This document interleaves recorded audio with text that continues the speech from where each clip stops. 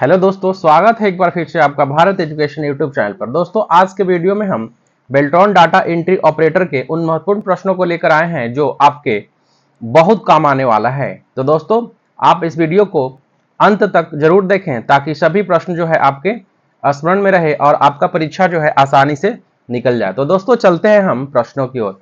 पहला प्रश्न है, निम्नलिखित में से कौन सा पेरिफेरल उपकरण नहीं है। दोस्तों, आपको बताना है कि निम्नलिखित में से कौन सा पेरिफेरल उपकरण नहीं है। ऑप्शन है प्लॉटर, सीपीयू, प्रिंटर, स्कैनर।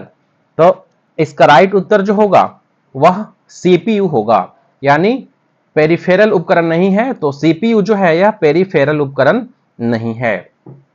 अगला प्रश्न है, प्रेजेंटेशन बनाने के लिए इनबिल्ट डिजाइन फाइल्स को क्या कहा जाता है। दोस्तों, प्रेजेंटेशन बनाने के लिए इनबिल्ट डिजाइन यानी अंतर्निहित अभिकल्पित फाइल्स को क्या कहा जाता है। ऑप्शन है sample design, sample templates, slide layout या स्लाइड डिजाइन। तो इस प्रश्न का राइट उत्तर जो होगा वह ऑप्शन बी यानी सैंपल टेम्पलेट्स हो जाएगा। दोस्तों, यह जो प्रश्न है यह VVI प्रश्न है, यानी वेरी वेरी इंपॉर्टेंट प्रश्न है। यह प्रश्न जो है हर दिन बेल्ट्रॉन एग्जाम में पूछे जा रहे हैं, तो इन प्रश्नों को आप एक बार अंत तक जरूर देखें। अगला प्रश्न है, निम्नलिखित में से कौन सा इंटरनेट पर कंप्यूटर या सर्वर का एक नाम है। ऑप्शन है होस्ट, URL, लोकल मशीन या FTP। तो इंटरनेट पर कंप्यूटर या सर्वर का एक नाम जो है वह क्या होगा, तो होस्ट हो जाएगा, यानी इस प्रश्न का राइट उत्तर जो है ऑप्शन ए होगा। अगला प्रश्न है,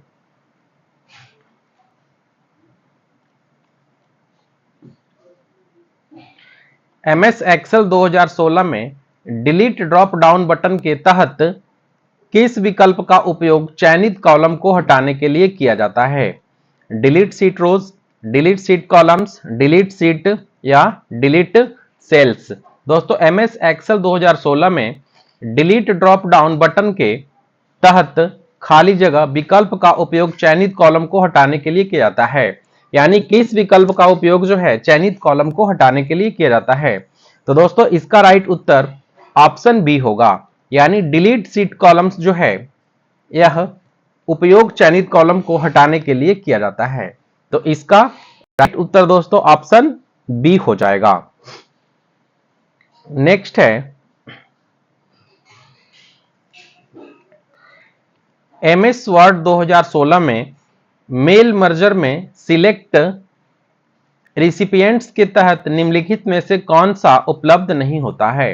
दोस्तों, MS वर्ड 16 में मेल मर्जर में सिलेक्ट रिसिपिएंट्स के तहत निम्नलिखित में से कौन सा उपलब्ध नहीं होता है। Use and existing list, use default list, type a new list या फिर चूज फ्रॉम आउटलुक कंटेंट्स। तो इसका सही उत्तर जो होगा वह यूज डिफॉल्ट लिस्ट हो जाएगा, यानी दोस्तों इस प्रश्न का सही आंसर ऑप्शन बी होगा। नेक्स्ट प्रश्न है, MS वर्ड 2016 में मेल मर्ज में निम्न में से कौन सा एक सही डॉक्यूमेंट टाइप दस्तावेज प्रकार है। लेटर, स्प्रेडशीट, PPT प्रेजेंटेशन या पब्लिशर डॉक्यूमेंट। दोस्तों, वर्ड 16 में मेल मर्ज में निम्न में से कौन सा एक सही डॉक्यूमेंट टाइप यानी दस्तावेज प्रकार है। तो दोस्तों, लेटर जो है यह एक सही डॉक्यूमेंट टाइप यानी दस्तावेज का प्रकार है, यानी ऑप्शन ए इसका करेक्ट आंसर हो जाएगा। नेक्स्ट है, MS पावर पॉइंट में स्लाइड के खाली जगह तत्व में स्लाइड की मुख्य सामग्री होती है। दोस्तों, MS पावर पॉइंट में स्लाइड के कौन से तत्व में स्लाइड की मुख्य सामग्री होती है। टाइटल, बॉडी टेक्स्ट, फुटर या फिर बैकग्राउंड।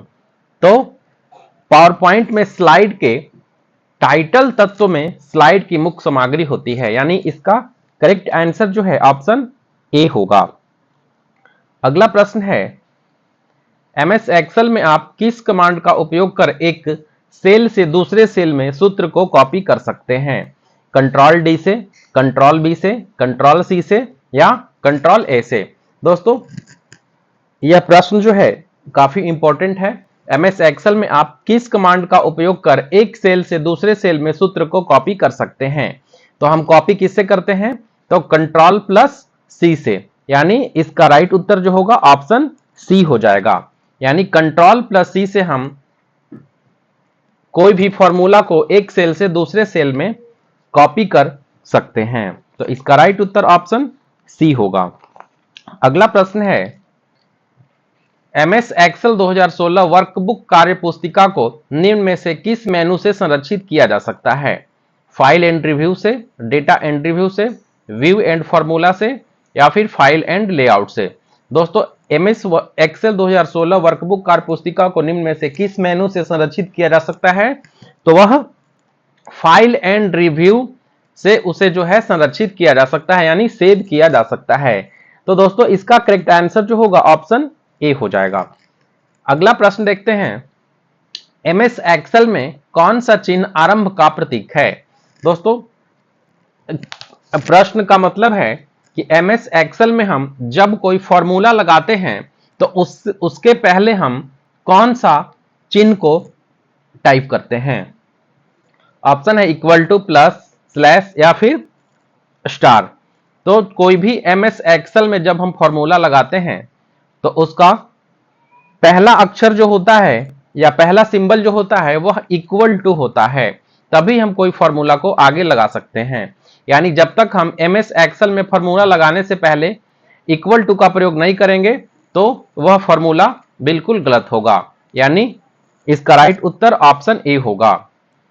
नेक्स्ट प्रश्न है, एमएस वर्ड में स्पेलिंग एंड ग्रामर विकल्प किस टैब में होता है।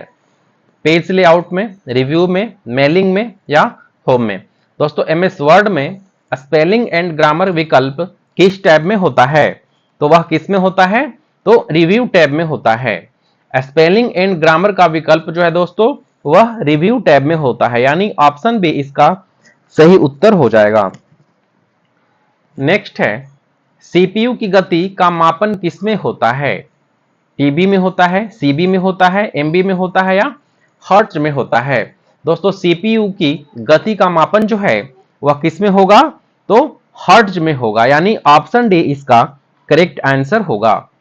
नेक्स्ट है, ऑनलाइन होने के लिए हम निम्नलिखित में से कौन सा एक मूलभूत रिक्वायरमेंट नहीं है। दोस्तों आपको बताना है कि ऑनलाइन करने के लिए निम्नलिखित में से कौन सा एक मूलभूत रिक्वायरमेंट नहीं है। ऑप्शन है मैडम, स्कैनर, आईएसपी, ब्राउजर या संबंधित एप्लीकेशन। दोस्तों ऑनलाइन होने के लिए मॉडम काफी इंपॉर्टेंट है, आईएसपी काफी इंपॉर्टेंट है और ब्राउजर या संबंधित एप्लीकेशन जो है ये भी काफी इंपॉर्टेंट है, लेकिन स्कैनर जो है इसका इसमें कोई भी काम नहीं है। तो इसका राइट उत्तर ऑप्शन बी हो जाएगा। अगला है, लिखित टेक्स्ट और कागज के किनारे बीच की दूरी को क्या कहते हैं। लाइनमेंट, margin, indent, stop, ruler, line. दोस्तों लिखित टेक्स्ट और कागज के किनारे बीच की दूरी को क्या कहते हैं।